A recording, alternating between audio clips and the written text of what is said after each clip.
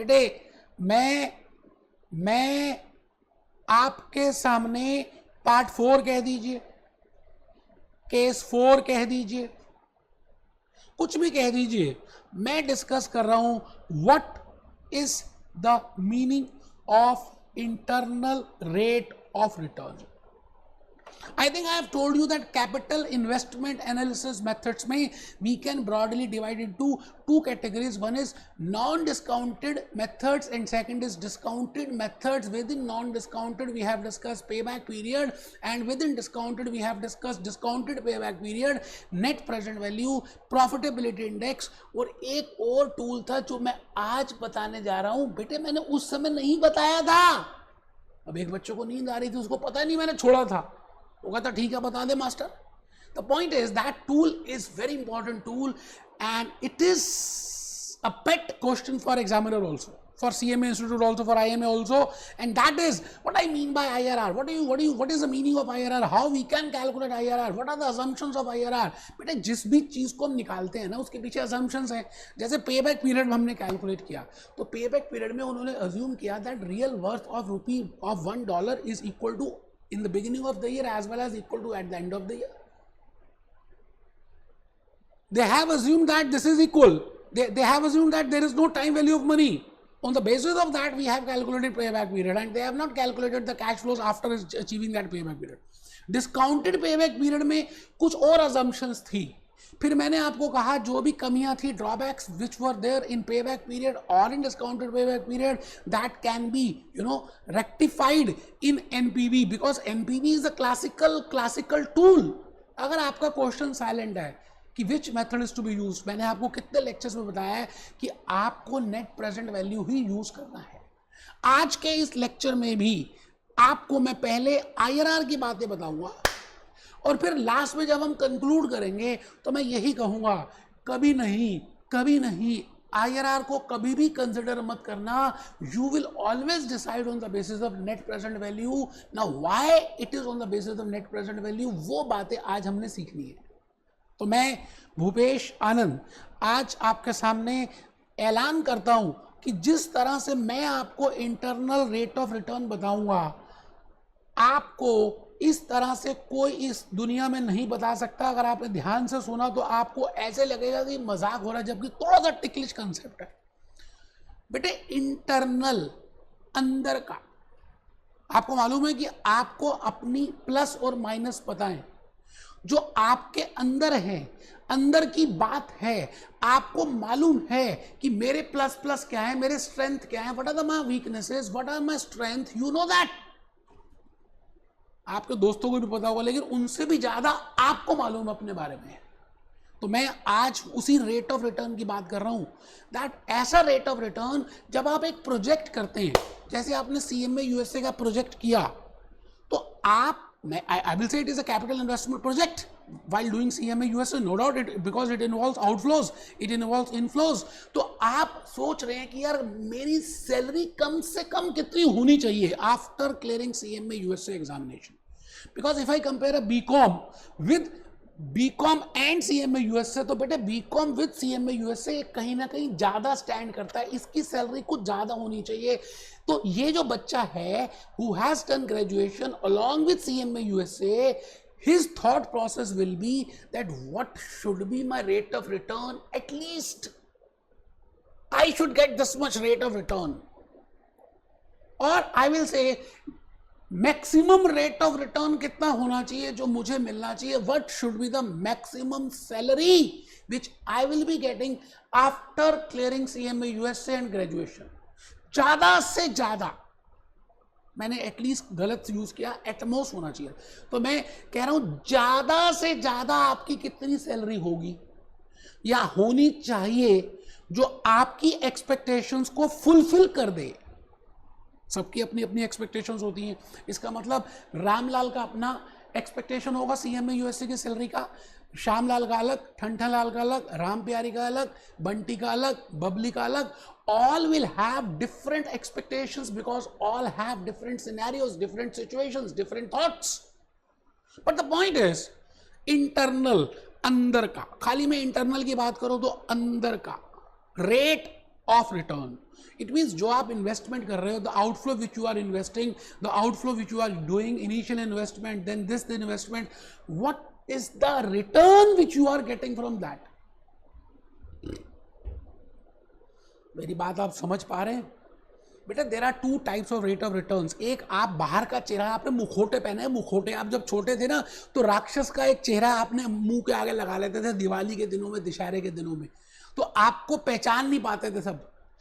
बाहर वाले नहीं पहचान पाते थे, लेकिन आप अंदर आप वही थे. इट मीन्स आपने दो रेट ऑफ रिटर्न की बात सीखनी है. One is external rate of return, जो आपको लगता है यार कम से कम इतना तो होना ही चाहिए. एक है इंटरनल रेट ऑफ रिटर्न, कि भाई मैक्सिमम इतना होना चाहिए, ज्यादा से ज्यादा मुझे इतनी सैलरी मिलनी चाहिए. स्टार्टिंग में 50,000 रुपए महीना, 6 लाख महीना, 6 lakhs का package, $6 lakhs per annum and $50,000 per month, and minimum I should get $20,000 to $25,000, because a normal graduate also get $25,000, but I am a graduate along with CMA USA. So मैं आज आपके सामने यही कहने जा रहा हूं कि रेट ऑफ रिटर्न जो आज तक मैंने किए ना बेटे, जो हमने एनपीवी कैलकुलेट की, या डिस्काउंटेड पेबैक निकाला, या प्रॉफिटेबिलिटी इंडेक्स निकाला, और we have seen the viability of the project, वहां पर जो भी डिस्काउंटिंग रेट यूज किया, वहां पर जो भी प्रेजेंट वैल्यू फैक्टर्स यूज किए, वहां पर जो भी कॉस्ट ऑफ कैपिटल यूज किया, वहां पर जो भी वेटेड कॉस्ट यूज किया, that we have seen external की मिनिमम, कम से कम भाई इतनी महंगाई है तो आपका रेट ऑफ रिटर्न उतना तो होना ही चाहिए. This much is the inflation rate. If this much is the inflation rate, तो यार कम से कम इतनी तो होना चाहिए कि भाई बीकॉम ग्रेजुएट को इतनी सैलरी मिलती है, and I am BCom graduate along with CMA USA, so at least I should get this much amount of salary which a BCom is getting. That was external. तो आज तक जो भी rate of return, discounting rates जो मैंने calculate किए बेटे, वो एक्सटर्नल के बेसिस पे किए, और फिर मैंने डिसाइड किया कि ये प्रोजेक्ट करना चाहिए या नहीं करना चाहिए. बट आज के इस लेक्चर में मैं आपको बताऊंगा कि what is the meaning of internal rate of return. Internal का मतलब है मैक्सिमम इतना रेट ऑफ रिटर्न मैं अर्न कर सकता हूं इस पर्टिकुलर प्रोजेक्ट से. पहले वाला था मिनिमम, पहले वाला था एक्सटर्नल, आज वाला है मैक्सिमम, आज वाला है इंटरनल. आप बात समझ रहे हैं? तो आइए थोड़ा सा और रोशनी डालते हैं. इंटरनल रेट ऑफ रिटर्न निकालना हो तो हम क्या करेंगे बेटे? पहला स्टेप तो आपको पता ही है, आउटफ्लोज निकालते हैं किसी भी मेथड में. दूसरा स्टेप भी पता है बेटे, इनफ्लोज निकालते हैं. रजिस्टर तो निकाल लीजिए. एक बच्चे ने रजिस्टर ही नहीं खोला, उसने कहा जी मास्टर ने आज बोला नहीं तो ऐसे ही बैठा रहूंगा. यार कुछ शर्म करो, अब तो लेक्चर खत्म होने वाला है, सेक्शन ही कंप्लीट होने वाला है, आप रजिस्टर ही निकालते. So whenever I am doing NPV, pi, discounted payback, anything, first step is I will be calculating outflows. Second step will be I will be calculating inflows. Third step will be I will be using capital investment analysis methods. And today I will be doing with discounted analysis, and that too IRR. आइए भूपेश आनंद आज आपके सामने खड़ा है बेटे, लिख लो. आता है आपको यहां तक, मुझे पता है.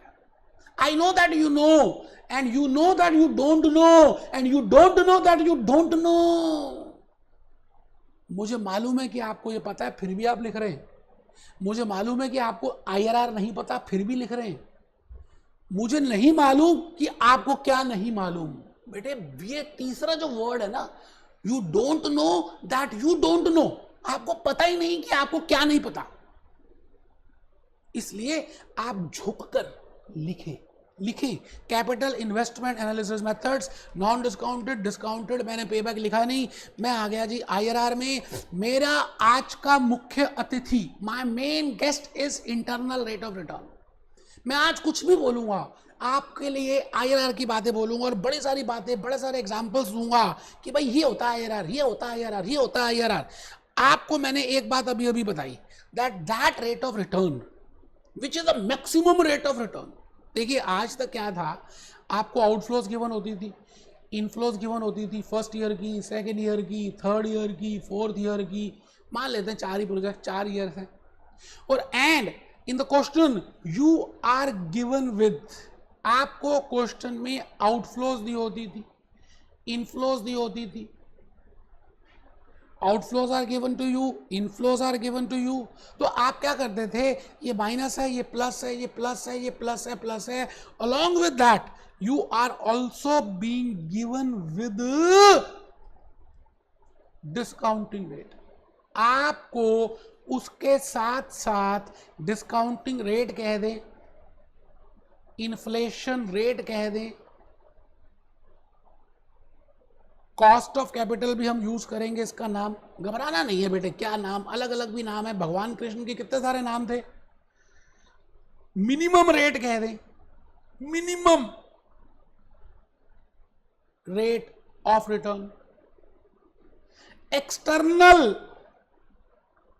एक्सटर्नल भी कह सकते हैं, एक्सटर्नल रेट ऑफ रिटर्न भी कह सकते हैं। It means the rate of return which is given to you up to this date, that was minimum rate of return, keeping in mind the inflation. Let it be 10%, let it be 12%, let it be 13%, and on the basis of that 12, 13 and 10 you have calculated NPV, and if NPV is positive you have accepted that, if NPV is negative you have rejected that, if NPV is 0 you have taken into consideration non-financial considerations, qualitative factors or non-monetary factors. But मैं आज के इस lecture में यही बात तो बताने जा रहा हूं कि आपको मैं कैश फ्लोज तो दे दूंगा, मतलब आई will be giving you outflows, I will also be giving you inflows, कि भाई ये इनफ्लोज है, ये आउटफ्लो है। Now on the basis of outflow and on the basis of inflows आप मुझे बताइए कि आप इस प्रोजेक्ट में मैक्सिमम कितना रिटर्न एक्सपेक्ट करना चाहेंगे। It means I will not give you rate of return, I will not give you any rate, वो निकालना है बेटे। इंटरनल रेट ऑफ रिटर्न अंदर का है, आपको कैलकुलेट करना है। तो आपको मैं एक हिंट दे रहा हूं, आप बताइए अगर आपको एक ऐसा रेट निकालना है जो आपको पता ही नहीं है, बट हाँ एक बात मैं आपको कहता हूं कि आप कोई भी प्रोजेक्ट करेंगे, मैक्सिमम कुछ भी प्रोजेक्ट करते हैं, कोई भी प्रोजेक्ट करते हैं, तो there are 3 scenarios which we have seen, कि आपका एनपीवी पॉजिटिव हो सकता है, आपका एनपीवी नेगेटिव हो सकता है, आपका एनपीवी 0 भी हो सकता है। आप इस केस में कभी भी एक्सेप्ट नहीं करेंगे that if your NPV is negative you will not accept it. ये बात तो आप सबको मालूम ही है। तो मैं हिंट दे रहा हूं that if you are giving the outflows and inflows and you are being asked that please tell us that how much is the actual, how much is the internal rate of return और how much is the maximum rate of return which can be yield, which can be we get, which we can earn from this project. तो बेटे that is internal rate of return, और मैं आपको NPV की मदद से आपको बताऊंगा that how we can calculate that rate. बेटे मैंने कहा NPV can be positive, NPV can be negative, NPV can be 0। It means the rate at which NPV is negative. अच्छा एक बात और समझिए आपने, आपको पता नहीं आपने कभी ध्यान दिया नहीं दिया, मैं अगर आपको कहता हूँ 10% पे आप डिस्काउंट निकालें, या 12% का रेट करके एनपीवी निकालें, या 15% पे करें, या 18% पे करें, कभी ये देखा आपने कैलकुलेटर से? एक्चुअली में कैलकुलेटर ही नहीं लिया ना आपने, चक्कर तो ये है। आप ये बताइए जस्ट मुझे, अगर मैं यहाँ पे डिस्काउंटिंग रेट मेंशन कर दूँ, if I right discounting rate and if in the right hand side I right NPV, जितना ज्यादा आप डिस्काउंटिंग रेट करेंगे, जैसे फर्स्ट ईयर का है यहाँ पर 0.9090, ठीक है जी, और अगर मैं 12% लूँ, फर्स्ट ईयर का देख रहे हैं, so that you can get an idea, 1 divided bye 1.12, ये आ गया बेटे 0.8928। अगर मैं 15% हूँ तो 1 divided by 1.15, that comes to 0.8695, ठीक है sir. If I say 1 divided by 1.18, that comes to 0.8474. If I say my discounting rate is 18%, 1 divided by 1.18, that comes to 0.8, अच्छा 18 कर दिया, ठीक है सर। अच्छा जी, ये बेटा मैंने थोड़ा सा ऊपर नीचे लिख दिया, कोई बात नहीं, ये 10 का है, ये 12 का है, ये 15 का है, ये 18 का। It means the inflation rate जितना ज़्यादा होता जाएगा, अब आप चेक करिए ना, अगर मैं कहता हूँ जी मेरे को 1 लाख की इनफ्लोज हैं, इसकी प्रेजेंट वैल्यू निकालनी है, तो अगर 10% की महंगाई रहेगी तो 1 lakh into 0.9090, that comes to 90,900 will be the present value or NPV, present value of cash inflows. If 12% is the rate, then 1 lakh into 0.8928, that comes to 89,280 will be the inflows. And if 15% is the rate, 1 lakh into 0.8695, that will be 86,950. एक बच्चा नींद आ रही हो, कहता पता नहीं क्या करा है। बेटे ये फाउंडेशन है आईआरआर को कैलकुलेट करने की। मैं आपको एक क्लैरिटी देना चाहता हूं दैट जैसे जैसे आप डिस्काउंटिंग रेट बढ़ाते हैं वैसे वैसे नेट प्रेजेंट वैल्यू कम हो जाती है। ये एक यूनिवर्सल रूल है और बड़ा लॉजिकल सा कंसेप्चुअल रूल है कि जितनी ज्यादा महंगाई होगी उतने तो रियल वर्थ कम आएगी। It means if I say that NPV at discounting rate of 10% is positive, it may be possible that the same project with the same inflows at 12% the NPV is negative. ये भी हो सकता है। क्यों? क्योंकि जब मैंने डिस्काउंटिंग रेट बढ़ा दिया तो कैश इनफ्लोस कम हो गई, उसकी प्रेजेंट वैल्यू और कम आ गई, और जैसे ही प्रेजेंट वैल्यू कम आएगी तो बेटे आप ये बताइए एनपीवी के नेगेटिव होने का चांस है। सारी बातें छोड़ दो यार, आप मुझे एक बात बताओ, मैं जैसे जैसे डिस्काउंटिंग रेट ऊपर करता जाऊंगा, as I increase my discounting rate, ठीक है जी। आइए मैं एक बात और समझा दूं बेटे, बड़ी प्यारी सी बात मुझे से याद आ गई। मैंने कहा ये 10% का डिस्काउंटिंग रेट है, ये 12% का डिस्काउंटिंग रेट है, ये 15% का डिस्काउंटिंग रेट है, ये 18% का डिस्काउंटिंग रेट है। यहां पर इसके कंपैरेटिवली एनपीवी यहां पर पॉजिटिव आने के चांस हैं, पॉजिटिव आने के चांस हैं, नेगेटिव आने के चांस होंगे, नेगेटिव आने के चांस होंगे।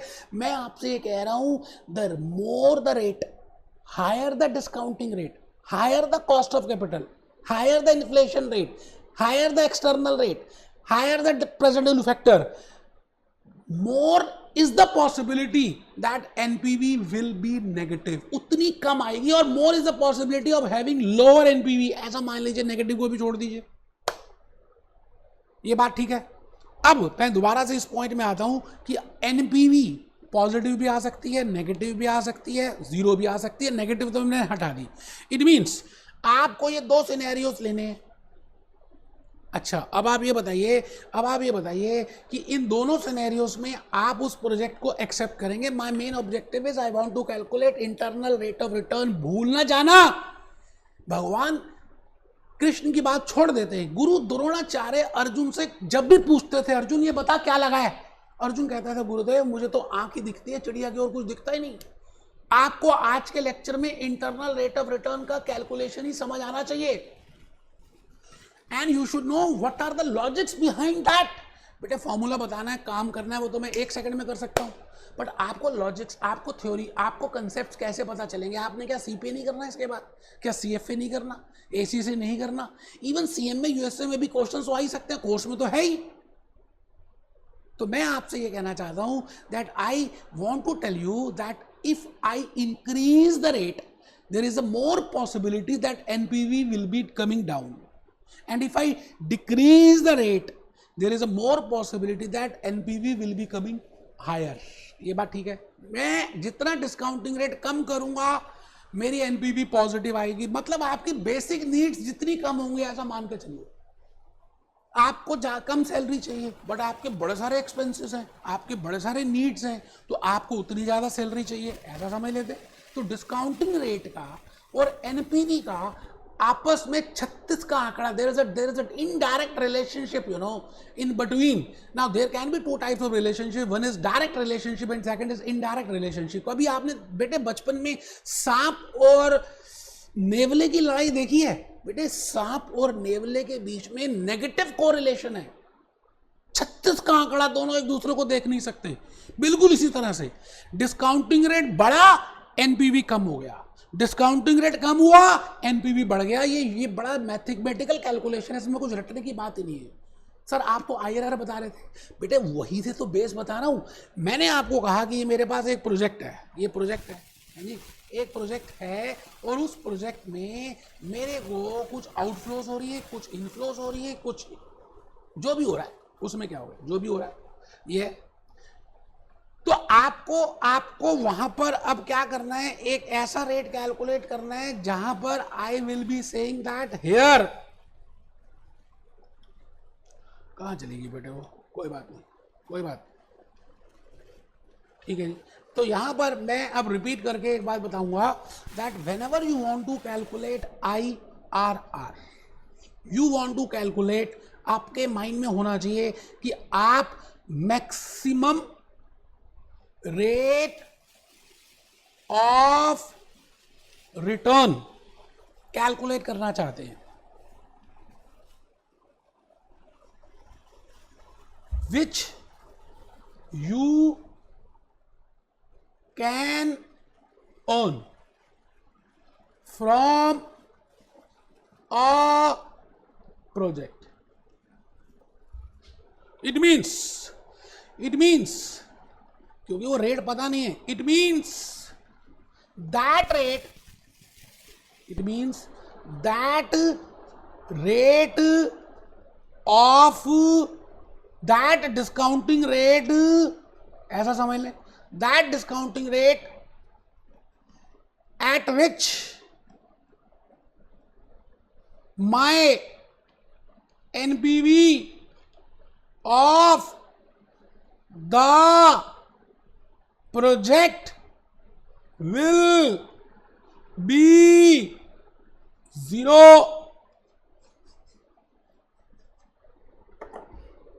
अब एक बच्चा कहता है मैंने 0 क्यों लिया, मैं बताऊंगा, आप लिख लो, पहले एक बात लिख लो. मैंने आपको बताना है, मैंने कहा जी IRR is the maximum rate, ज्यादा से ज्यादा आप कितनी कमाई कर सकते हो, ज्यादा से ज्यादा, सो दैट NPV नेगेटिव ना आए, क्योंकि मैंने बहुत ज्यादा रेट ले लिया तो नेगेटिव आएगी, नेगेटिव में तो वैसे ही मैं NPV मैं प्रोजेक्ट को एक्सेप्ट नहीं करूंगा. So I want to find out एक ऐसा रेट जो मैक्सिमम तो होगा, where my NPV will be 0, और मैं ये कह सकता हूं where present value of cash inflows will be equal to present value of cash outflows. लो जी लो, आराम से बेटे आप ये बताओ NPV 0 कहां पे होगी, NPV 0 कब आएगी? I know that you know that what is the formula of NPV. NPV is equal to present value of inflows minus present value of outflows. Now I said that internal rate of return is the maximum rate at which my NPV will be 0, not positive, because positive में तो lower rate होगा, and not negative because at negative I will not accept it. So it means it is that rate. वो छुपा हुआ है, पता नहीं कहाँ छुप गया, मुझे उस रेट को निकालना है जहां पर NPV 0 आए. That is the maximum rate. तो मुझे प्रोजेक्ट गिवन होगा और on the basis of that project I will be calculating internal rate of return, and one sign is given to me, one benchmark is given to me, और वो benchmark है that at that point NPV will be 0. मतलब आपकी आंखों में पट्टी बांध देंगे और आपको एक कमरे में घुमाएंगे और आपको कुछ खिलाएंगे और आपसे पूछेंगे क्या खा रहे हो ये बताओ. मतलब हम आपको मसाला डोसा भी डाल सकते हैं, 5 स्टार की चॉकलेट भी डाल सकते हैं, हम आपको पाव भाजी डाल सकते हैं, छोले भटूरे दे सकते हैं, और आपको आंखें बंद में बताना है that what is that rate. Sign दे देंगे, आपको पता ही कि पाव भाजी का टेस्ट कैसा होता है, मसाले डोसे का टेस्ट कैसा होता है. It means internal rate of return का टेस्ट कैसा होता है, that rate which I am not aware but I know that at that rate NPV will be 0. एक ऐसा मैक्सिमम रेट जहां पर NPV 0 आएगी. ठीक है जी, आओ अब एक दो बातें पहले लिख लो. बातें आज बड़ी सारी हैं बेटे, बहुत प्यारी प्यारी बातें. आज का लेक्चर ही बड़ा इंपॉर्टेंट है बेटे, मेरे को बड़ा अच्छा लगता है आज का लेक्चर. आओ जी, आओ आओ आओ. अगर मेरे बच्चे हो गए ना, मेरी बात समझोगे ना, तो पहले आप ईमानदारी से बेटे, बड़ी सारी बातें हैं आज बताने की, थोड़ा सा जल्दी जल्दी लिखेंगे. Internal rate of return, no doubt this is given to you in Hock, Gleim, Wiley, but मैं चाहता हूं जब आप लिखते हो ना तो मेंटली इन्वॉल्व हो जाते हो. लिखते लिखते ही बड़ी सारी बातें समझ आ जाती हैं. यार मैं अपनी बात कर रहा हूं, मैं आज भी रजिस्टर्स में लिखता हूं, लिखने से मुझे ज़्यादा अंडरस्टैंडिंग की क्लैरिटी होती है. तो आप भी लिखें, थोड़ा सा थोड़ा सा यार, तो ज़्यादा है भी नहीं. IRR फॉर अ प्रोजेक्ट लिखें, ऊपर लिखें internal rate of return. Picture शुरू है, अभी तक जो भी था कास्टिंग थी, अब पिक्चर स्टार्ट है. Internal rate of return for a project is the interest rate, is the inflation rate, is the discounting rate, is the maximum rate. Maximum maximum maximum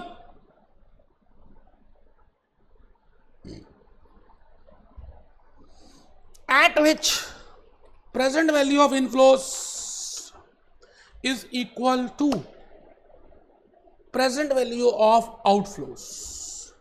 ऐसा रेट जहां पर ऐसा डिस्काउंटिंग रेट जो मुझे नहीं पता, छुपा हुआ है, उसको मैं हिडन है, I will dig out that hidden transaction, I will dig out that hidden rate, but I know that at that rate जब मैं उस रेट को लगाऊंगा तो मेरी NPV जीरो आ जाएगी. मैक्सिमम वही रेट है क्योंकि उसके बाद उससे ज्यादा वाले रेट में NPV नेगेटिव आएगी और नेगेटिव मुझे लेनी नहीं. I will not accept my project when my NPV is negative. It means the maximum rate जो मैं यहाँ पे कमा सकता हूँ, that rate वो मुझे पता हो, that is internal rate. So that rate is rate where present value of inflows is equal to present value of outflows. It means when NPV is equal to 0, जहां पर NPV 0 आ जाएगा. ठीक है जी. अब इस रेट की मदद से हम एनालाइज कर सकते हैं कि हमें ये प्रोजेक्ट एक्सेप्ट करना चाहिए या नहीं करना चाहिए.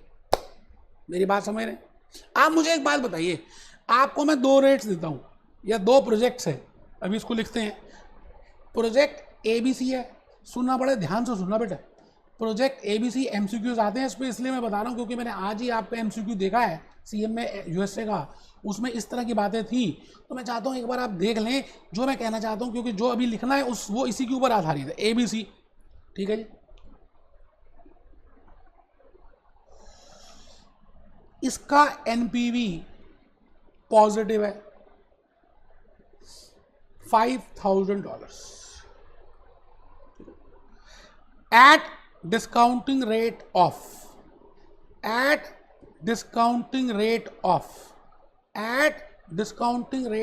10%.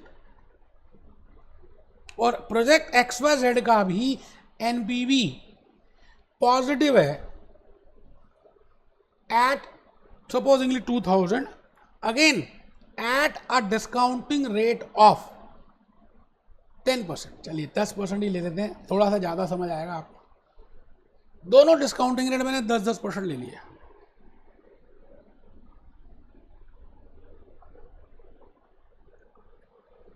अब मैं आपसे ये पूछना चाहता हूं कि दोनों में से आप कौन सा प्रोजेक्ट, या ऐसा भी इसके साथ साथ एक चीज और दे देता हूं मैं आपको. इंटरनल अज्यूम कर रहे हैं, आपको पता है इंटरनल रेट ऑफ रिटर्न, अभी मैंने बताया इंटरनल रेट ऑफ रिटर्न 18% है और इसका इंटरनल रेट ऑफ रिटर्न 20% है. अज्यूम कर रहे हैं, मैं ये डिस्काउंटिंग रेट की फिगर हटा ही रहा हूं क्योंकि उससे आप कंफ्यूज हो जाएंगे. मैं चाहता हूं कि आप अब मेरी बात को ध्यान से सुनें.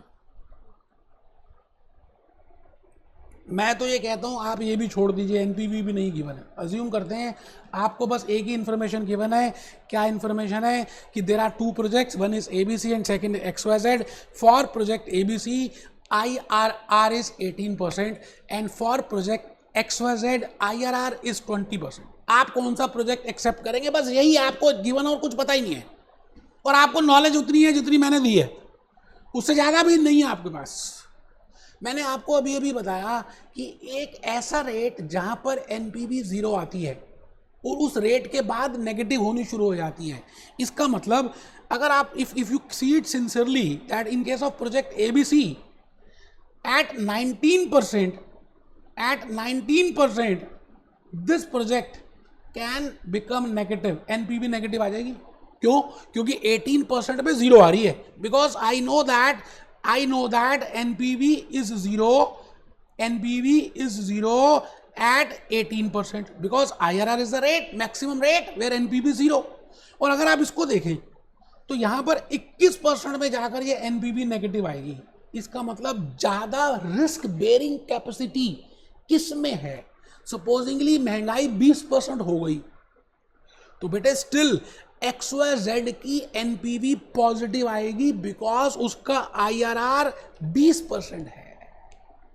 मेरी बात आप समझ रहे हैं? मैं अज्यूम कर रहा हूं कि एक्चुअली में इन्फ्लेशन रेट 19% हो गया तो ABC के केस में तो नेगेटिव आना शुरू हो जाएगा, बट XYZ के केस में स्टिल पॉजिटिव आएगा. It means higher the IRR, higher the IRR better it is. Explain करूंगा, ये बात मैंने यहां लिखी थी, मेरे को लगा कि मैं थोड़ा सा उसको बता दूं।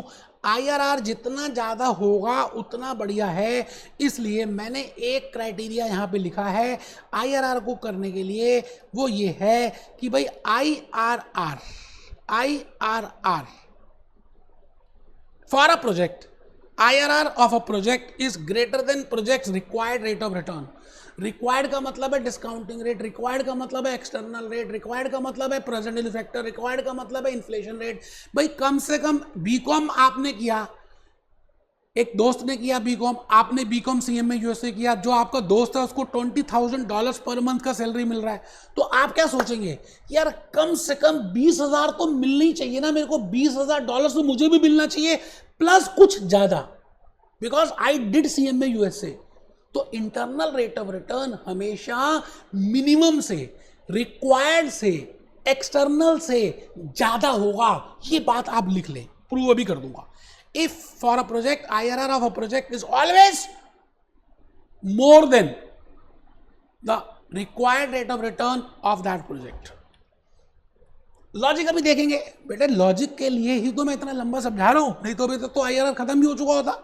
आइए जी, अब मैं आपको एक बड़ा सिंपल सा कंसेप्ट इसको समझाने के लिए बता रहा हूँ। आप रजिस्टर बाहर निकाल लें, कैलकुलेटर बाहर निकाल लें, मैं एक छोटे से दोस्त की कहानी सुना रहा हूँ, मेरी कहानी मुंह जबानी, फॉर अंडरस्टैंडिंग IRR। मैंने लिखा कि सपोज करते हैं एक्स, मिस्टर एक्स एक इंसान है, and mister X has approached HDFC bank because he want some personal loan. तो उन्होंने $1,00,000 का पर्सनल लोन लिया और वो $1,00,000 स्टॉक मार्केट USA की नेशनल न्यूयॉर्क स्टॉक एक्सचेंज में कोका कोला के, पेप्सी के शेयर्स खरीद लिए। तो बैंक ऑफ अमेरिका और HDFC जो लोन को लेंड कर रहे हैं मिस्टर एक्स को, उन्होंने कहा जी हम आपसे 15% का ब्याज लेंगे, we will charge 15% rate of return. और बेटे जो बैंक का रेट होता है ना, that depends upon the inflation, ठीक है। तो मैंने वही बात लिखी है, आप लिखना चाहे लिख सकते हैं। Supposingly mister X approach HDFC for personal loan for $1,00,000 at the rate of 15%। Suppose mister X decides to invest $1,00,000 in stock market, New York stock exchange में उन्होंने इन्वेस्ट किया। After some period, after 1 year उनको $1,20,000 receive हुए। बेटे जब हम invest करते हैं तो हमें पैसे ज़्यादा भी रिसीव हो सकते हैं, कम भी हो सकते हैं। सपोज करते हैं $1,20,000 रिसीव हुए, इन्वेस्ट कितने किए थे? 1,00,000। अच्छा, मैंने अगर 1,00,000 लगाए हों, $100 लगाए हों, $100 लगाए हों और मुझे $120 मिले, तो आप बताइए, you are going to become a management accountant, how much is the rate of return for that? Rate of return will be 20%, no need of calculator also. 1,00,000 लगाए थे पूंजी, मुझे 1,20,000 मिल गए, मैंने कहा 1,20,000 माइनस 1,00,000, 20,000 ज्यादा मिले, लगाए कितने थे? 1,00,000। तो $20,000 upon 1,00,000 into 100, that comes to 20%। It means my actual rate of return, my rate of return on that project, my rate of return on that investment is 20%, but Bank of America, HDFC मेरे से charge कर रहा है 15%। सुनना जरा ध्यान से, ये जो 20% है ना, इसको मैं कहूँगा कि ये जो एक्चुअल रेट ऑफ रिटर्न है ना, जो मैक्सिमम रेट ऑफ रिटर्न है ना, मैं इसका नाम दूंगा, I will not name it as बेनाम, ये बेनाम नहीं है, इसका नाम है 20% का इंटरनल रेट ऑफ रिटर्न। जो मैक्सिमम मैं एक इन्वेस्टमेंट में कमाऊंगा, 15% देने के बाद 5% तो फिर भी बच गया मेरे पास। तो मैंने यहीं पे ये लिखा है, आगे आ जाइए, आप आइए, रेट ऑफ रिटर्न और return on investment is 20%। So this is IRR, that is what I am actually getting from that project without considering any cost, without considering any financial cost, कुछ भी कंसिडर किए बिना अगर मैं ये पैसे लगाता हूं, वो पैसे आपने उधार में लिए या आपके अपने थे, अभी हमने उसको कंसर्न में फील नहीं किया। हमने कहा जी आपने ये पैसे लगाए और इसमें इतना रिटर्न मिल रहा है इस प्रोजेक्ट में, तो जो आपको रेट ऑफ रिटर्न मिल रहा है उसी का नाम है IRR। तो मैंने यहाँ लिखा है जी बोरोइंग कॉस्ट 15%। अलग अलग ढंग से बताऊंगा बेटे, IRR के 3 इंटरप्रिटेशंस हैं। एक इंटरप्रिटेशन मैंने बताई, the maximum rate of return at which my NPV will be equal to 0, और where my present value of inflows is equal to present value of outflows. तो आप लिखें if cost of capital is less than return on investment, मतलब यहां पर इस case में 15% मैं मान के चल रहा हूं कि मेरे को देने हैं और 20% मैं मान के चल रहा हूं कि मेरा रिटर्न ऑन इन्वेस्टमेंट है, it means it is better to accept the proposal. तो मैंने अभी अभी बताया इफ और always internal rate of return is more than discounting rate. ठीक है जी, अभी और बातें सीखेंगे, घबराना नहीं है। अब इसको कैलकुलेट करने के बड़े सारे तरीके हैं। मैं आपको एक ऐसा तरीका बताऊंगा जो BA सेकंड प्लस कैलकुलेटर की हेल्प से आप विद इन सेकंड्स कैलकुलेट कर सकते हो। अभी देखूंगा मैंने I have written also that what are the different methods for calculating IRR।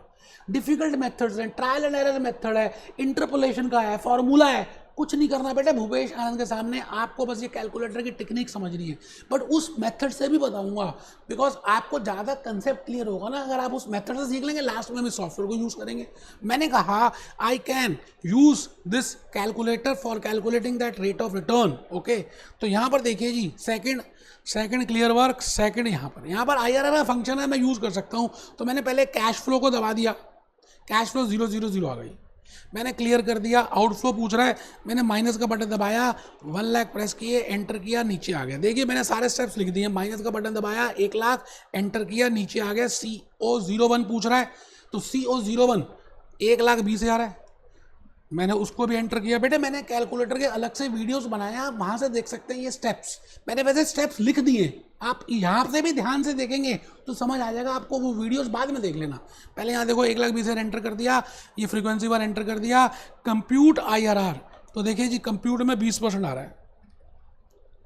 ये देखो सारे स्टेप्स लिख दिए बेटे, बड़ी मेहनत की है कि आपको समझ आए। 1,20,000 enter, F01 enter CPT IRR 20%। Internal rate of return 20%। आइए जी मैं आगे चला, एक बात और बतानी है। सपोजिंगली मैं वहां पर in the same example if I want to calculate NPV, बेटे NPV अलग चीज़ है, IRR अलग चीज़ है, तो मुझे उसी एग्जांपल में NPV निकालना। तो मैंने क्या किया, फिगर तो सारी फीडेड ही है, तो कंप्यूट NPV, तो वो पूछेगा आई कितना है, बेटे 15% है, आपको पता ही है। ठीक है जी, मैंने कंप्यूट NPV कर दिया, डाउन एरो किया, तो ये आ गया जी मेरे सामने 4.35। आराम से बेटे, कोई टेंशन नहीं है, चेक कर लीजिए, मैंने सारे स्टेप्स लिखे।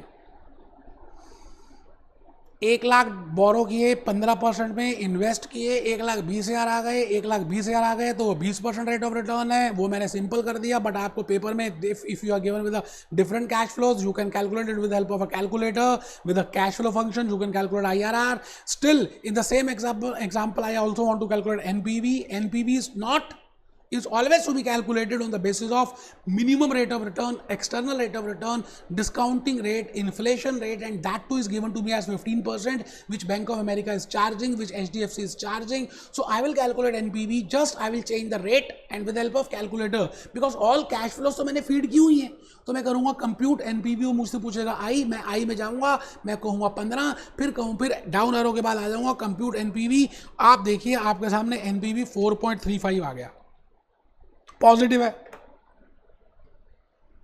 इसका मतलब NPV पॉजिटिव है 15% में 4.35, बट इन दिस केस 20% में NPV अगर आप चेक करेंगे तो 0 आएगा। आप देख लीजिए, आप करके देख लेते हैं।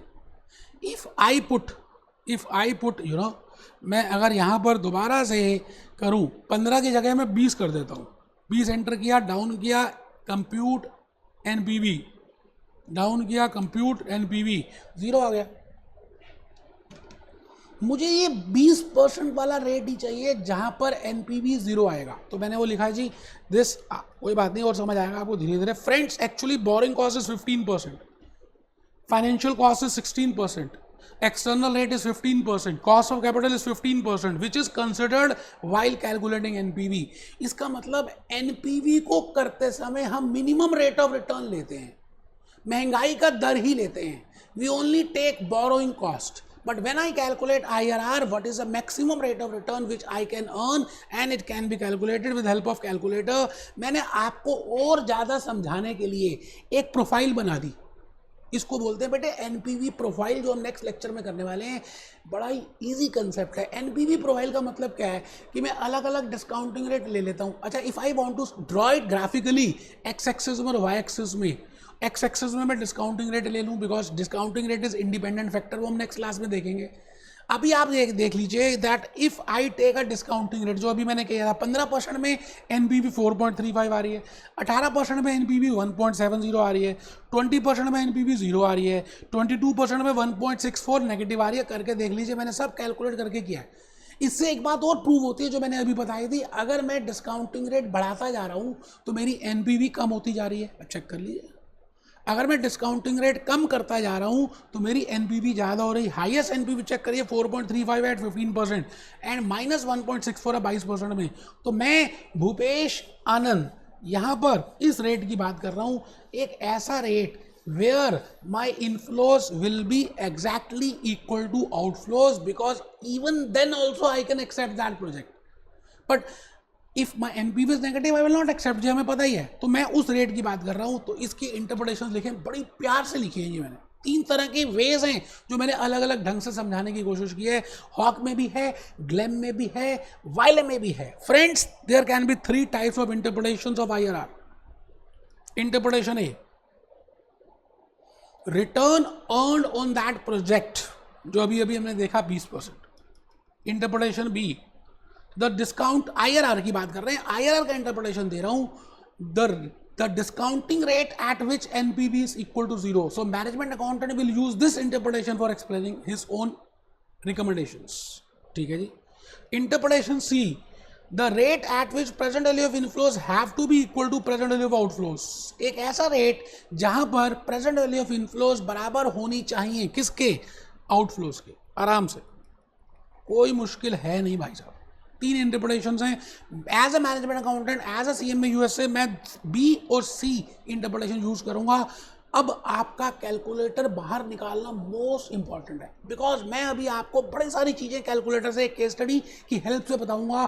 फिर बेटे हॉक, ग्लेम, वाइले डांस करते करते हो जाएगा। केस स्टडी लिखिए, if the following are the cash flows, अगर ये कैश फ्लोज हैं then calculate IRR। CF0 negative का मतलब ही है, आपको पता ही है बेटे, आउटफ्लो है 0 पीरियड में। $400, $600 and $800 is the cash flows for first year, second year, third year. I can calculate within a second about all this IRR। देखिए जी, मैं 1 सेकंड में निकाल सकता हूँ। Clear TVM, clear cash flow, clear work आ गया जी, सब कुछ क्लियर कर दिया। तो मैंने वो लिखा है second clear work cash flow में आ गया। ठीक है जी, कैश फ्लो में आ गया। उसने CFO 0 पूछा। CFO 0 में पहले मेरे को $1000 डालने हैं, जा रहे हैं, तो माइनस का बटन प्रेस करूंगा, माइनस लिख दिया, 1000 प्रेस कर दिया, एंटर कर दिया, डाउन एरो कर दिया। ये देखिए जी, 1000 प्रेस करने के बाद एंटर कर दिया, डाउन एरो कर दिया। वो मेरे से पूछ रहा है CF1 क्या है, what is a cash inflow for first year. मैंने 400 एंटर कर दिया, डाउन एरो कर दिया। वो फ्रीक्वेंसी पूछ रहा है, मैंने एंटर करके डाउन एरो में आ गया। Cash inflow for second year, बेटे वो 600 है दोबारा से, तो 600 मैंने एंटर कर दिया, डाउन एरो, फिर down arrow. Now he is asking me about cash flow, what will be the cash flow in third year, and that is 800। तो मैंने 800 कर दिया, डाउन एरो कर दिया, कंप्यूट IRR, कंप्यूट, ये आ गया बेटा 31.69। आप देखना कभी जब आप IRR निकालोगे ना तो कैलकुलेटर 1-2 सेकंड लेता है, क्योंकि उसको वो रेट चाहिए जहां पर इनफ्लोज और आउटफ्लोज बराबर हो। तो 1 सेकंड लेगा। Just look on this, NPV निकालोगे तो उसी समय विदिन नो सेकंड ही can calculate. But when you say compute IRR, थोड़ा सा समय लेगा वो एज कंपेयर टू, थोड़ा सा ज़्यादा लेगा as compare to NPV, but बड़ा इजी है। 31.69 मैंने कैलकुलेटर से कैलकुलेट कर दिया। बेटा 31.69 का इंटरप्रिटेशन क्या है कि भाई 31.69 अगर मैं पहले इंटरप्रिटेशन से देखूं तो maximum rate of return I can earn, और at this rate NPV will be 0, और at this rate my present value of inflows will be equal to present value of outflows. इसको हम कहते हैं IRR, internal rate of return. जहाँ पर मुझे rate निकालना है, मुझे बस ये पता है कि ऐसा रेट है, इसका मतलब आपको कहीं जाना है, है ना, आपको वहां का एड्रेस नहीं पता, बस ये पता है कि वो इसके इस मंदिर के आसपास है या इस गुरुद्वारे के आसपास है, तो आपको गुरुद्वारा या मंदिर का एक साइन दिया है या मस्जिद का साइन दिया है, बट एक्चुअली घर का एड्रेस नहीं दिया। लेकिन आपको मालूम है कि उस गुरुद्वारा के या मस्जिद के या मंदिर के 2 मकान आगे भी चाहिए। इट मीन्स पहले आप क्या करेंगे, आप पहले मंदिर पहुंचेंगे, पहले गुरुद्वारे में पहुंचेंगे, पहले मस्जिद पहुंचेंगे, फिर वहां से पूछना शुरू करेंगे, ऐसे तो करेंगे। तो इन रियलिटी ऑल्सो IRR जब आप ट्रायल एंड एरर मेथड करेंगे तो हम we will be using this, but आप पहले मेरी बात सुनिए। 31.69% आपने IRR निकाला। अगर आप इससे कम रेट लेते हैं ना तो NPV 0 है, पॉजिटिव आएगा, और इससे ज़्यादा लेते हैं ना तो नेगेटिव आएगा, और इतना ही लेते हैं ना तो 0 आएगा। बिकॉज मैंने बताया था NPV IRR is the maximum rate at which my NPV will be equal to 0। इससे कम रेट लेंगे that will be external rates, this is internal rate. तो इसी तरह से मैंने एरो बनाया, दोबारा से आपके लिए कर दिया। बेटे प्यार है, क्या करूं, रेट चेंज करते रहिए। जैसे NPV है, मुझे 20% में निकालनी है, तो मैं कर रहा हूँ जी कंप्यूट NPV, वो पूछता है ये, तो मैंने 20 एंटर कर दिया, ये देखिए डाउन एरो कर दिया, कंप्यूट कर दिया, ये 212 आ गई। 30 पे निकाल लीजिए, कंप्यूट NPV, ठीक है जी, तो वो पूछ रहा है इतना, 30 मैंने एंटर कर दिया, ये आ गया जी कंप्यूट NPV 26.8। बेटे मेहनत की है, सब चीज़ें निकाल के दिखा दी हैं, आप पहले आराम से लिख लो, ऐसे पानी जैसे कंसेप्ट क्लियर हो जाएंगे। इंटरनल रेट ऑफ रिटर्न के फिर ग्रेजुएशन, फिर CFA, फिर CPA, फिर CMA USA, कुछ भी देना। If discounting rate is this, then NPV is this. I know that at 31.69, my discounting rate, my NPV will be 0, and this is the maximum rate and it is named as internal rate of return. अब निकालते कैसे? वैसे तो मैं बता ही चुका हूँ calculator से, बट स्टिल हॉक ग्लैमर वाले में उन्होंने मेथड्स दे दिए हैं। मैंने उसको कहा देयर आर 2 मेथड्स। बेटे पहला मेथड है जिसको मैं कहता हूँ ट्रायल एंड एरर मेथड। आपको CMA USA एग्जामिनेशन के लिए ये वाला मेथड नहीं करना, but because it is given to you इसलिए मैं बता रहा हूँ। बेटे सारा कुछ कैलकुलेटर से ही हो जाएगा और विद इन सेकेंड्स हो जाएगा, और BA सेकंड प्लस अलाउड ही है, इसीलिए मैं कहता हूँ कैलकुलेटर आप स्टेप सीखो, 1 सेकंड में काम हो जाएगा। इतना नहीं तो इतने लंबे मेथड है। ट्रायल एंड एरर मेथड के 2 केसेस हैं। अब क्या क्या 2 केस करने शुरू करोगे, when cash inflows are equal, फिर when cash inflows are not equal, वहां पर इंटरपोलेशन करेंगे, गुरुद्वारे पहुंचेंगे, मस्जिद पहुंचेंगे, फिर वहां से पूछेंगे, कोई कहेगा आगे जाओ, because I want that NPV eight the rate at which NPV 0, तो मैं एक रेट लूंगा अंदाजे से, उस पर NPV पॉजिटिव आएगी। फिर मैं एक दूसरा रेट लूंगा जहां पे नेगेटिव चाहिए, तो मैं हायर रेट लूंगा। तो इंटरपोलेशन यूज करेंगे, trial and error method use करेंगे, एन्युटी फैक्टर टेबल यूज करेंगे, but the point is in examination मैं ये मेथड करने वाला नहीं हूं। I will only be doing with calculator, मैं खाली कैलकुलेटर से करूंगा। आप लिखना चाहें लिख सकते हैं भाई साहब, मैंने तो लिख दिया case 1। If you are not using calculator then you are a बेवकूफ, मतलब सब कुछ कर लिया है ना, खाना खा लिया, लास्ट में माउथ फ्रेशनर नहीं खाया है। माउथ फ्रेशनर तो खा लो भाई, इतने पैसे दिए एग्जामिनेशन के, रजिस्ट्रेशन के, मेरी फीस के, कैलकुलेटर लेने में दिक्कत आ रही है 1500 रुपये है। चलो, when cash flows are same for every year of a project, लिख लो आप, थोड़ा सा मैं स्पीडली कर रहा हूँ, आप उसको हॉल्ट करके लिख सकते हो क्योंकि लिखने का काम ही है और ये मैंने कराना ही नहीं है, इसलिए फिर भी आपकी फॉर्मेलिटी के लिए। Step 1, present value of annuity factor is equal to initial investment upon annual cash flows. Step 2, locate the present value factor with respect to life from annuity factor table, ठीक है जी। Step 3, can use interpolation if required. Second case है when cash flows are not same, मैंने बताया था ना पहले trial and error में 2 केसेस हो सकते हैं, when cash flows are same and when cash flows are not same. And when cash flows are not same then we can use interpolation, prepare NPV profile. अभी जैसे मैंने profile बनाई थी कि कुछ रेट ज़्यादा ले लें, अंदाजे से ले लेंगे 15, 20, 25, 30, 35, 40। आइडिया तो है ही कि जितने ज़्यादा रेट लेते जाएंगे NPV नेगेटिव आती जाएगी और जितने कम रेट लेते जाएंगे पॉजिटिव आती जाएगी। तो बेटे मैं उसके बाद आपके लिए एक फॉर्मूला यूज करूंगा, IRR is equal to low rate plus present value of this. करना ही नहीं है, लिख दिया मैंने कि आपको लगे कि हाँ ऐसे हो सकता है, करना नहीं है, आपको कैलकुलेटर की मदद से ही करना है। ना बाप बड़ा ना भैया, सबसे बड़ा BA प्लस सेकेंड कैलकुलेटर भैया। चलिए जी, अब मैं लास्ट आज के लेक्चर के लास्ट पॉइंट में आ रहा हूं, जो मोस्ट इंपॉर्टेंट है आपके एग्जामिनेशन के लिए। मैंने आज तक कोई पेपर नहीं देखा जिसमें ये उन्होंने शॉर्टकमिंग्स के ऊपर क्वेश्चन ना पूछा हो। और शॉर्टकमिंग जब समझेंगे ना तो आपको ज़्यादा IRR के बारे में क्लैरिटी मिलेगी, आपको ज़्यादा पता चलेगा कि हम IRR कैसे कैलकुलेट करते हैं। आइए लिखते हैं, हेडिंग लिखें पहले तो, shortcomings slash issues slash limitations with internal rate of return, सभी लिखेंगे। बेटे लेक्चर 13 है, आपको मैं यकीन से कहता हूं, मैं जिस तरह से बता रहा हूं बेटे, बोलते बोलते पसीना आ गया, चेक कर लो, खड़ा होकर पढ़ा रहा हूं, मेरी शर्ट से दिख रहा होगा आपको, लेकिन मेरा अंदर से आत्मा कहती है कि मैं आपको 101% सिखा के दम लूंगा। फर्स्ट अटेम्प्ट में CMA USA बनवाना आपको। शॉर्टकमिंग्स, इतने पागल आप अपने लिए नहीं हो कि बनने के लिए जितना मैं पागल हूं कि मैं आपको फर्स्ट अटेम्प्ट में बनवाऊंगा। शॉर्टकमिंग्स लिखो, इश्यूज लिखो, limitations with internal rate of return. अब आप ये बताइए, whenever I calculate any method, मैं किसी भी मेथड से करता हूं तो उसकी कुछ अजम्पशंस होती हैं। जैसे क्रिकेट गेम खेलते हैं तो क्रिकेट गेम की कुछ अजम्पशंस हैं, उन्हीं अजम्पशंस के बेसिस पे क्रिकेट की गेम बनी है।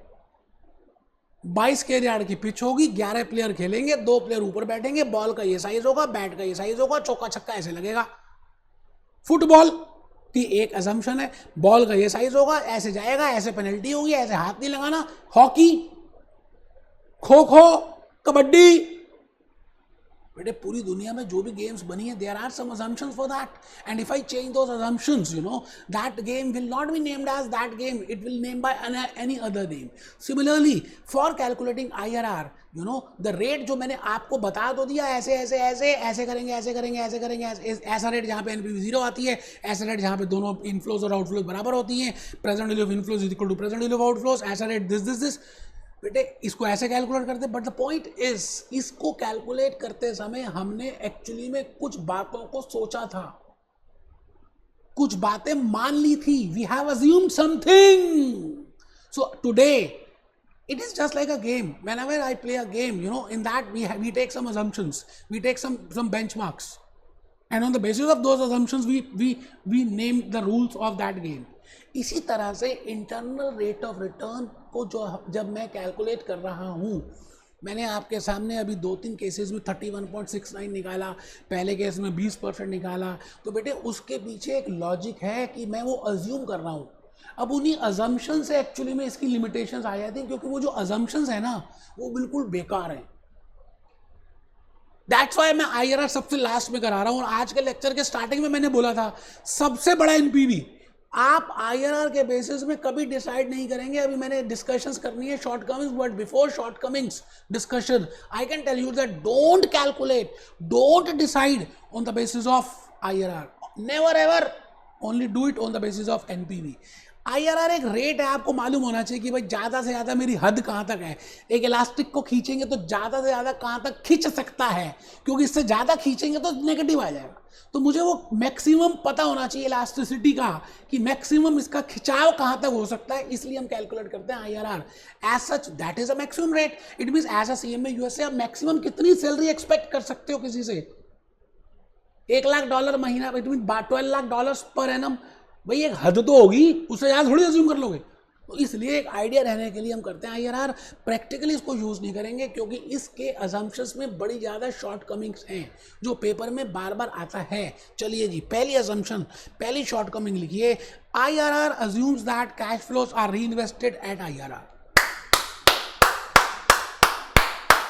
IRR जब आप निकालते हैं तो इसमें हम एक बात को अज्यूम करते हैं, वी ऑलवेज अज्यूम दैट भाई जो कैश, सपोजिंगली कैश 3 इयर्स का प्रोजेक्ट है, cash flow first year, cash flow second year, cash flow third year, और हमने झटके से कैश फ्लो के बेसिस फंक्शन से IRR निकाल दिया।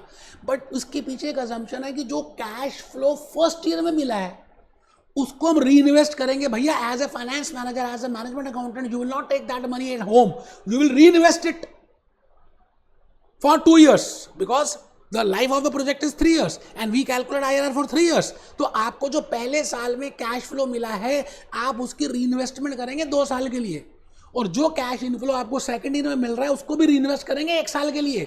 और जो थर्ड ईयर में मिल रहा है उसको री इन्वेस्ट करने की जरूरत नहीं, क्योंकि मैं 3 ईयर का ही देखना चाह रहा हूँ, लाइफ ही 3 ईयर की है। नाउ द पॉइंट इज, जो आपको कैश इनफ्लो फर्स्ट ईयर में मिला है उसको किस रेट में री इन्वेस्ट करेंगे? आप जो अपने मन में सोचते हैं मैक्सिमम रेट, या जो रेट मार्केट में बैंक रेट चल रहा है, in this we assume that जो मैं सोच रहा हूं, जो मेरी सोच है, that the maximum rate, that is the internal rate I will be getting on the reinvestment of those cash inflows, which is very wrong. आप रियलिटी में बताइए, आपको जो कैश इनफ्लोज रिसीव होंगी आप उनको री इन्वेस्ट करेंगे, तो क्या आप वही रेट ऑफ रिटर्न में जो आपने सोचा है कि मेरे को इतना मिलना चाहिए, वो तो आपकी सोच है, रियलिटी तो कुछ और है। आप सीएमए यूएसए में सोचते नहीं जितनी मर्जी सैलरी मिलती है, मेरे हर साल इंक्रीमेंट हो, ये हो, वो तो आप सोच रहे हैं ना। रियलिटी में what are the norms? So this is a major drawback, limitation, shortcoming, minus of IRR. इसके ऊपर पेपर आता है, आप लिखें supposingly project cash flows, supposingly you are a management accountant, आप सीएमए यूएसए, आप एक मैनेजमेंट अकाउंटेंट हैं और आपके पास एक प्रोजेक्ट आया है। इफ़ वी कैलकुलेट, अच्छा ये प्रोजेक्ट है बेटे, T0 टाइमलाइन बना दी, कैश आउटफ्लो फर्स्ट 0 पीरियड में 10,000 माइनस है, फर्स्ट ईयर में 5,000 की कैश इनफ्लो पॉजिटिव है, सेकंड ईयर में कैश इनफ्लो 5,000 पॉजिटिव की है, थर्ड ईयर में कैश इनफ्लो 5,000 है।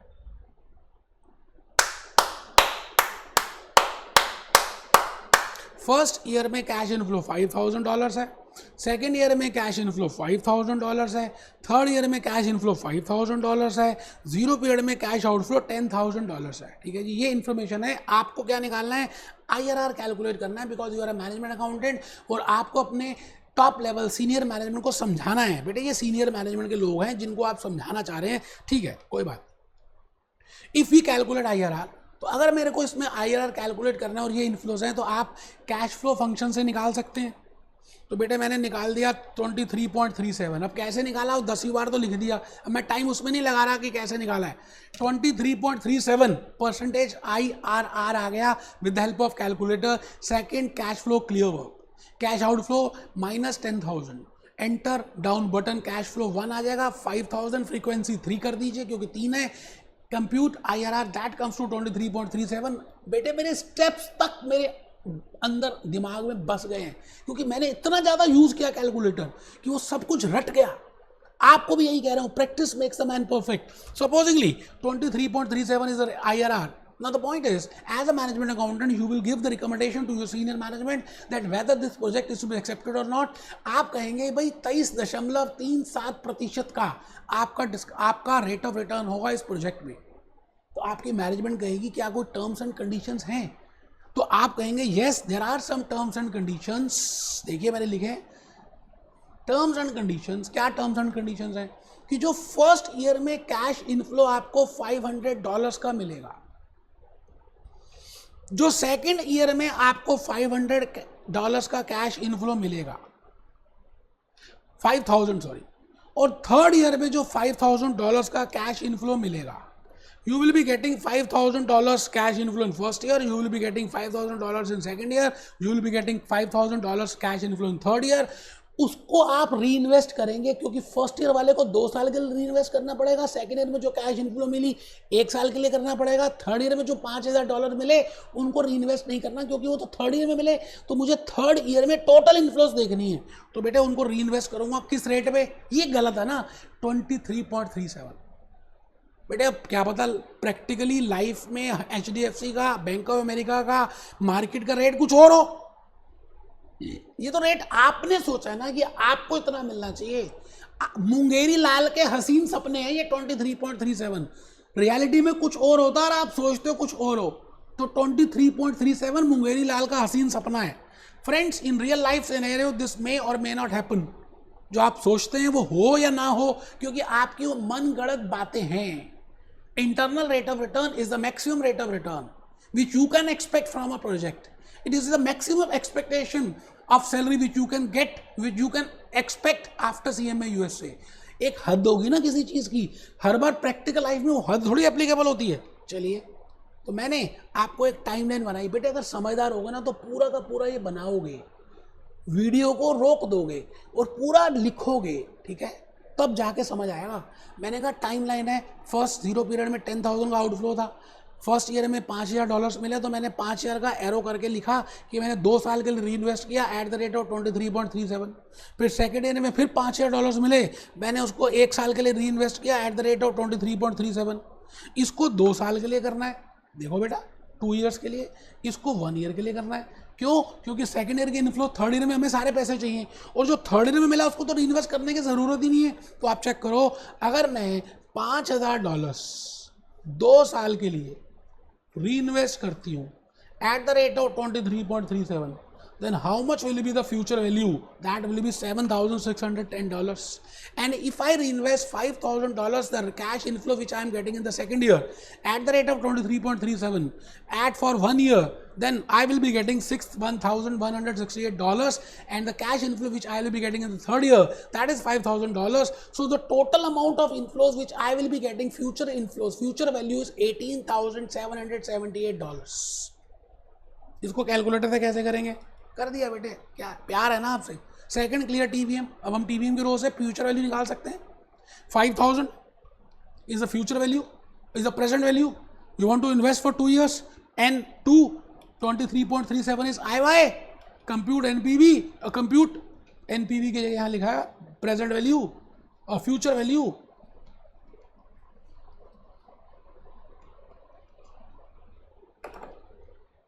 फिर आपको सेकेंड ईयर का करना, जो सेकेंड ईयर में कैश इनफ्लो मिली है, जस्ट सारी फिगर्स आपने डाली हुई हैं, एन को 1 कर दीजिए, IY डाला हुआ है, कंप्यूट प्रेजेंट वैल्यू, बस यहाँ पर थोड़ा सा मैंने प्रेजेंट वैल्यू, ठीक है जी। तो आपका आ जाएगा 6168, और थर्ड ईयर में करने की ज़रूरत ही नहीं है, तो वहाँ पर ऑटोमेटिकली आ जाएगा और आपका टोटल आ जाएगा। मैं आपको एक नई बात समझाना चाहता हूँ, आप ध्यान से मेरी बात को सुनिए। आप में से कुछ बच्चों को नींद आ रही है, उनके थप्पड़ मारने का मन कर रहा है मुझे, पागल बनाया हुआ है आपने मुझे। $10,000 is the investment which you did in the 0 period, and if I have just told you the future value of those investments, you know, if I invest those cash inflows at the 23.37, I will be getting $18,778.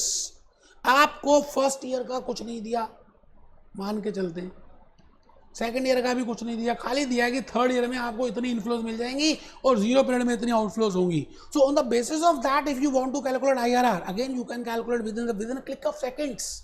अरे यार 1 second में निकाल सकते हो, मैंने लिख दिया है।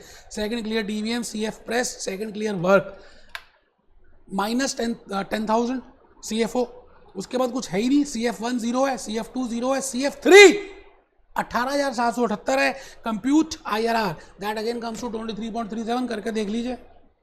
ये लो आराम से, इसको थोड़ा सा होल्ड कर दिया, आप इसको रोक के करना, ये स्टेप्स बटन प्रेस करने हैं, ठीक है जी। पिछले में भी ऐसा ही है, आराम से देखिए, ठीक है। बेटे ये कंसेप्ट समझाने के लिए कह रहा हूँ, मेरा प्यार है, मैं आपको अलग अलग ढंग से समझाना चाहता हूँ कि IRR को निकालते कैसे हैं, उसके पीछे अजम्पशंस क्या है, उसकी लिमिटेशंस क्या है। पहली सबसे बड़ी लिमिटेशन है कि जो सबसे गलत है, जिस वजह से we don't consider IRR while giving recommendation of the project, that this assumption assumes, this method assumes that the cash inflows which you are getting in between, interim cash inflows, will be reinvested at the same rate at which named as IRR, which is not possible, which is hypothetical। झूठी बात है, तुम झूठे हो, ठीक है जी, तुम झूठे हो। Suppose friends reinvested is possible, but actually में मार्केट में जो रेट चल रहा होता है वो होता है ना बेटे।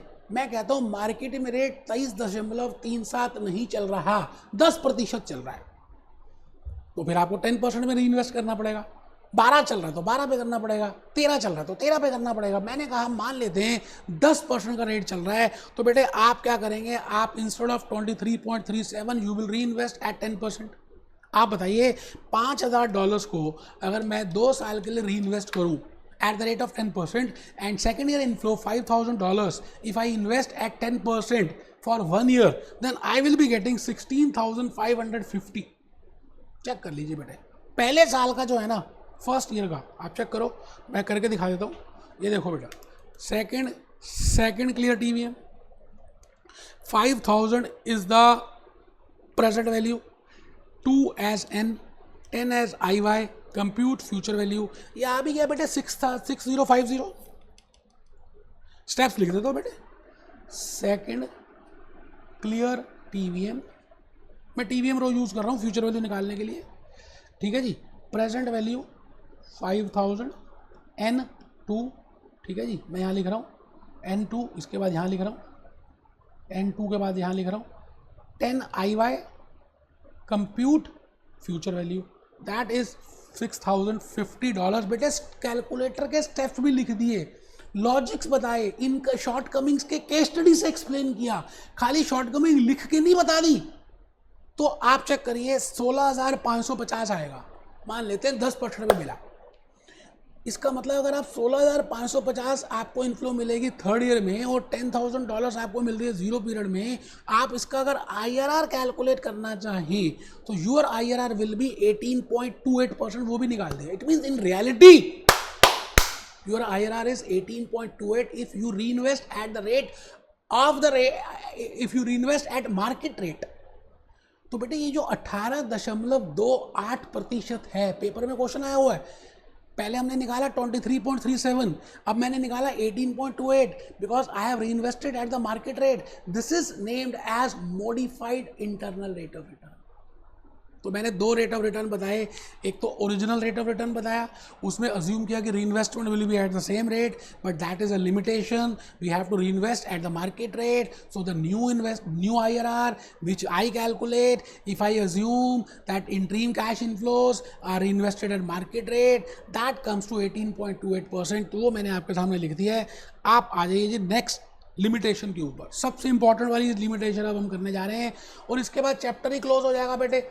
इन case of mutually exclusive projects, मैंने आपको बताया हुआ है CMA USA का पेपर जब आप देंगे, या ईदर यू विल पास और you will fail, either you will get head और यू विल गेट टेल, दोनों नहीं आएंगे, कंपार्टमेंट नहीं आएगी। इट मीन्स पास और fail is mutually exclusive projects. It means acceptance of one project means rejection of another project. In real life scenario आपको बड़े सारे प्रोजेक्ट्स गिवन होंगे, ABC, A भी मान लेते हैं, तो ए भी अगर ये म्यूचुअली एक्सक्लूसिव प्रोजेक्ट हैं कि मतलब ए को करेंगे तो बी नहीं कर सकते, बी को करेंगे तो ए नहीं कर सकते, इसको बोलते हैं म्यूचुअली एक्सक्लूसिव प्रोजेक्ट्स।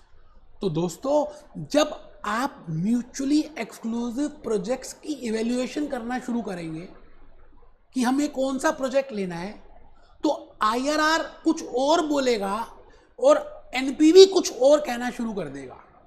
आप मेरी बात समझ रहे हैं? NPV will say that accept this project, but IRR will say no, go for this project. And my dear friends, always you have to take decision on the basis of net present value, because net present value एक realistic term है. It is on the basis of inflation rate, it is on the basis of external rate. और reality में wealth maximize बेटे NPV से होती है, IRR से कभी maximize नहीं हुई। तो आज से golden rule समझ लेंगे that you will always maximize wealth, which is the main objective of a management accountant CMA USA with the help of net present value। मैं आपको wealth की बात आई है तो एक छोटी सी बात बता रहा हूँ। सपोजिंगली आपके पास दो इन्वेस्टमेंट अपॉर्चुनिटीज हैं, एक है कि आप $10,000 इन्वेस्ट कर सकते हैं और दूसरी अपॉर्चुनिटी है यू कैन इन्वेस्ट $1,000। बड़ी इंपॉर्टेंट पॉइंट है, जरा ध्यान से देखना। This is opportunity 1 and this is opportunity 2 and both are mutually exclusive। आप दोनों नहीं कर सकते, एक ही अपॉर्चुनिटी एक्सेप्ट कर सकते हो, ठीक है जी। ये आपका प्रिंसिपल है और आपको अमाउंट मिलेगा यहाँ पर $2,000 और यहाँ मिलेगा $3,000। आप मुझे बता दीजिए कि if I calculate NPV here, so that will be, या चाहिए थोड़ा सा 2200 कर लेते हैं, $1,200, दैट विल बी $1,200। और अगर मैं यहाँ पर रेट ऑफ रिटर्न कैलकुलेट करूँ, rate of return on investment, तो यह आएगा बेटे 120%। और यहाँ पर करें अगर NPV तो बेटे आपको मिलेगा, अच्छा यहाँ मिल रहा है, अमाउंट मिल रहा है बेटे 13,000, मैं अज्यूम कर रहा हूँ, तो 3,000 and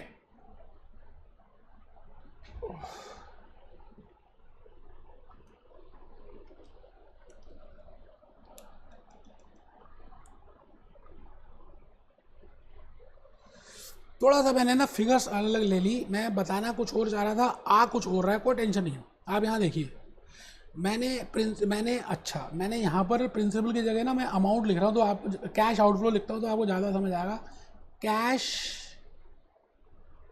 outflow, this is cash inflow. Outflow कितनी है? 1000। ठीक है जी। मैं इनफ्लो भी थोड़ा सा चेंज कर देता हूँ कि आपको रियलिटी में थोड़ा सा लगे ये ज़्यादा ही कुछ आ रहा है, कोई बात नहीं सर। ये देखो, ये देखो, ये अमाउंट ऑफ इन्वेस्टमेंट भी कम कर देते हैं। 1000, एक ऑप्शन है आपके पास $100 इन्वेस्ट कर सकते हैं, दूसरी ऑप्शन है $1000 कर सकते हैं। जब आप $100 कर रहे हैं तो आपको यहाँ पर $200 का कैश इनफ्लो मिल रहा है, और यहाँ पर कर रहे हैं तो यहाँ पर आपको $1300 का कैश इनफ्लो मिल रहा है। तो यहाँ पर एनपीवी देखेंगे तो $200 माइनस $100, बेटे रियल लाइव कर रहा हूँ, $100, और यहाँ पर आएगा $1300 माइनस $1000, दैट कम्स टू $300। ठीक है जी। लेकिन यहाँ पर आप रेट ऑफ रिटर्न देखें तो ये आएगा बेटे 200 माइनस 100 अपॉन 100, और यहाँ पर देखें तो 1300 माइनस 1000 अपॉन 1000, तो ये आ गया जी 100 अपॉन 100, दैट इज यहाँ पर रेट ऑफ रिटर्न आ गया 100%,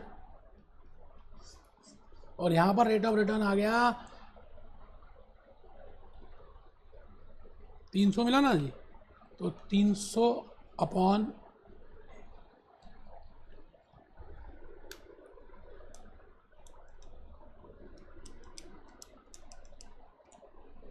30%। मैं अब आपसे पूछूं कि आप ये बताइए कौन से अपॉर्चुनिटी को आप अवेल करेंगे। मैंने सारे फिगर्स आपके सामने रख दिए। आउटफ्लो एक में एक ही कर सकते हैं because both are mutually exclusive. बेटे आप अगर ध्यान से देखें तो यहां पर रेट ऑफ रिटर्न 100% का है और यहां पर रेट ऑफ रिटर्न 30% का है। इसका मतलब अगर आप IRR के बेसिस में जाएं तो आपको अपॉर्चुनिटी 1 एक्सेप्ट करनी चाहिए,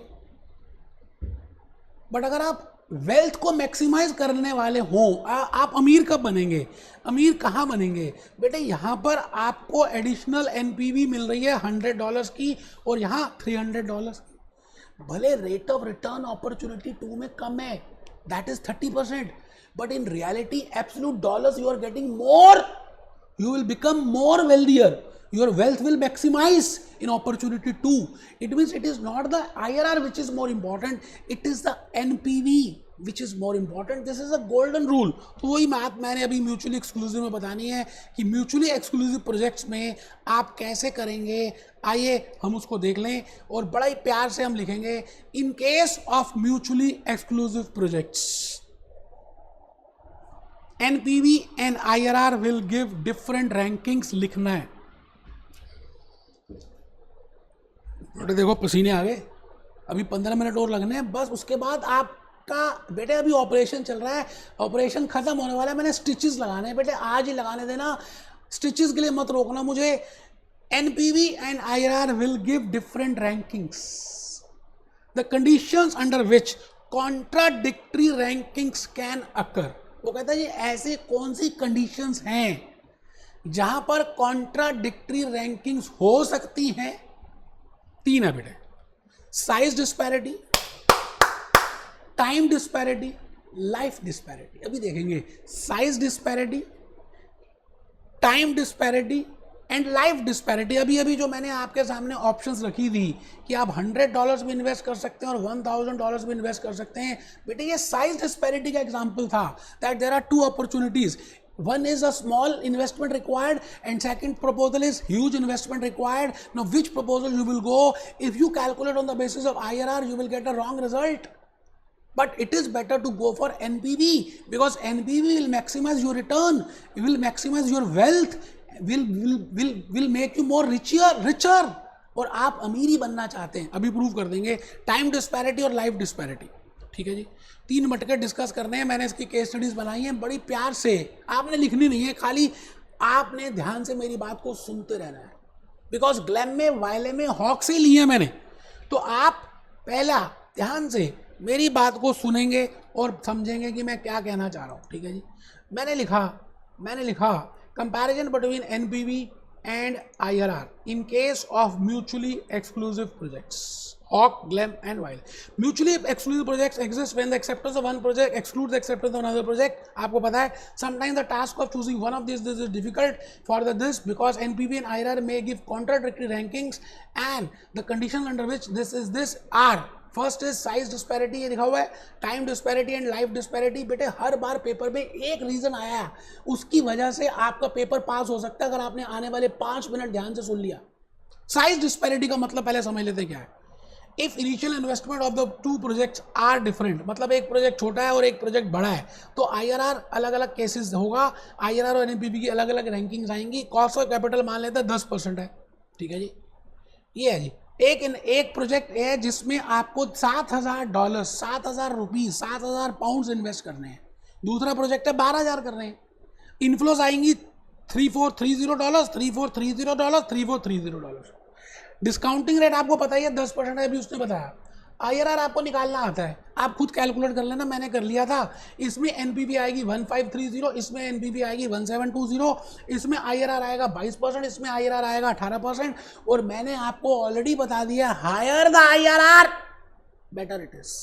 बताया था, अभी बताया था, क्लास जब शुरू ही हो रही थी तो मैंने बताया था why higher. Because project A 22% के बाद जाके नेगेटिव होगा और प्रोजेक्ट बी 18% के बाद ही नेगेटिव हो जाएगा. इसका मतलब ज्यादा रिस्क बेयरिंग कैपेसिटी किसकी है? ए की.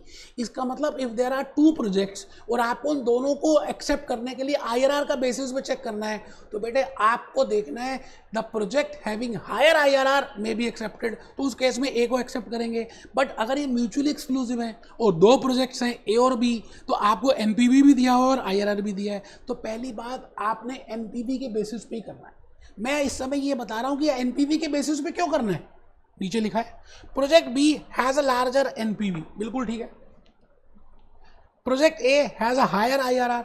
अब देखो कॉन्ट्राडिक्टरी रैंकिंग्स हो गई, ए की आईआरआर ज्यादा है, बी का एनपीवी ज्यादा है. Which project would you recommend? The answer is B. बेटे बी को एक्सेप्ट करना है because choosing B adds more wealth to the firm. जब आप बी को चूज करेंगे तो आपकी वेल्थ मैक्सिमाइज होगी, आप अमीर बन जाओगे. कैसे? As the goal of the finance manager और the management accountant is to maximize the wealth of the firm. In other words, because of size disparity, IRR give different rankings, but you always go the basis of NPV. मैंने एक example और लिया इस बात को समझाने के लिए for better understanding. Let's have another example. A person has two investment opportunities. Under first, he can invest ₹1 or $1. He will get tomorrow a return of 100%. कल उसको $2 मिल जाएंगे, ऐसा मान के चल रहे हैं, ठीक है जी. अगर वो आज $1 इन्वेस्ट करता है तो उसको $2 मिल जाएंगे. ये देखिए लिखा है ना, $2 मिल जाएंगे. और दूसरी ऑप्शन है कि अगर वो ₹1,000 इन्वेस्ट करता है या $1,000 इन्वेस्ट करता है, then he will be getting $1,200. तो एक में रिटर्न है 100% का, एक में रिटर्न है 20% का. बट आप कौन सी ऑप्शन लेंगे जिसमें आप अमीर बनेंगे? अमीर ज्यादा किस में बनेंगे? ₹1 से ₹2 में या ₹1,000 से ₹1,200 में? बेटे 1200 वाले में, जबकि वहां पे आईआरआर कम है. समझ आ गई? Time disparity. Now the point is, I have just told you that in case of IRR, we assume that the cash inflow which we are getting is to be reinvested at the rate of IRR only. So कई बार time disparity में क्या होगा देखते हैं. Sometimes contradictory ranking results because of different patterns. बेटे hoc में भी दिया different patterns of cash inflows from operations. In spite of this, in case of one project, there may be a larger cash inflows. मतलब आपकी cash inflows ज़्यादा है, कम है, कम है, कम. एक तो ये हो सकती है डिक्रीजिंग ऑर्डर में, एक ऐसे भी हो सकती है कम, ज़्यादा, ज़्यादा और ज़्यादा.